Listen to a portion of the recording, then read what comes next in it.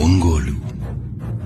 పల్లవులు, చోళులు, కాకతీయులు, విజయనగర రాజులు మరియు ఆంగ్లేయుల ఏలుబడిలో దినదినాభివృద్ధి చెందుతూ నెల్లూరు జిల్లా నుండి గుంటూరు జిల్లాకు మారి 30 సెప్టెంబర్ 1876న మున్సిపాలిటీగా ఏర్పడి 1970లో ఒంగోలు జిల్లాగా ఆవిర్భవించి జిల్లాకు కేంద్రంగా నిలిచి శ్రీ టంగుటూరి ప్రకాశం పంతులు గారి పేరుతో 1972న ప్రకాశం జిల్లాకు కేంద్రంగా మారి వివిధ మతాలకు, సంస్కృతుల సమ్మేళనాలతో అభివృద్ధి పథంలో పయనిస్తూ 2012న నగరపాలక సంస్థగా అవతరించి సార్ధ శతాబ్ది 150 వసంతాలు పూర్తి చేసుకోబోతున్న సందర్భంలో ఈ అశోక చిహ్న స్తూపాన్ని ఏర్పాటు చేయడమైనది.